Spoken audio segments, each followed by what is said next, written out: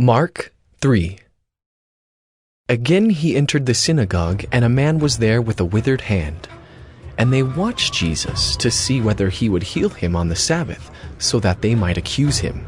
And he said to the man with the withered hand, "Come here." And he said to them, "Is it lawful on the Sabbath to do good or to do harm, to save life or to kill?" But they were silent. And he looked around at them with anger, grieved at their hardness of heart, and said to the man, "Stretch out your hand." He stretched it out, and his hand was restored.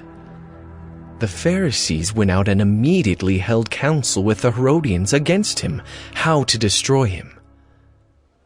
Jesus withdrew with his disciples to the sea, and a great crowd followed, from Galilee and Judea, and Jerusalem and Idumea, and from beyond the Jordan, and from around Tyre and Sidon. When the great crowd heard all that he was doing, they came to him. And he told his disciples to have a boat ready for him because of the crowd, lest they crush him.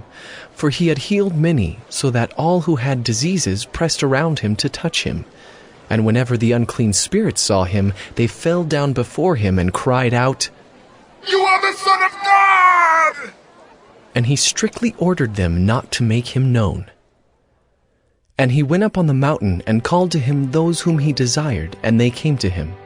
And he appointed 12, whom he also named apostles, so that they might be with him, and he might send them out to preach, and have authority to cast out demons.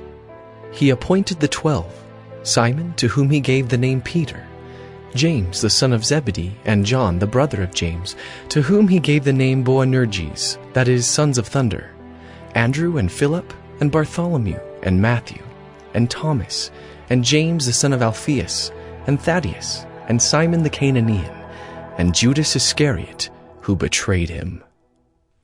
Then he went home, and the crowd gathered again, so that they could not even eat. And when his family heard it, they went out to seize him, for they were saying, "He is out of his mind." And the scribes who came down from Jerusalem were saying, "He is possessed by Beelzebul, and by the prince of demons he casts out the demons." And he called them to him and said to them in parables, "How can Satan cast out Satan? If a kingdom is divided against itself, that kingdom cannot stand.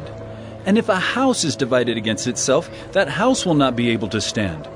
And if Satan has risen up against himself and is divided, he cannot stand, but is coming to an end. But no one can enter a strong man's house and plunder his goods, unless he first binds the strong man. Then indeed he may plunder his house. Truly I say to you, all sins will be forgiven the children of man, and whatever blasphemies they utter. But whoever blasphemes against the Holy Spirit never has forgiveness, but is guilty of an eternal sin." For they were saying, "He has an unclean spirit."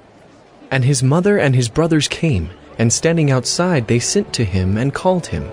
And a crowd was sitting around him, and they said to him, "Your mother and your brothers are outside seeking you." And he answered them, "Who are my mother and my brothers?" And looking about at those who sat around him, he said, "Here are my mother and my brothers. For whoever does the will of God, he is my brother and sister and mother."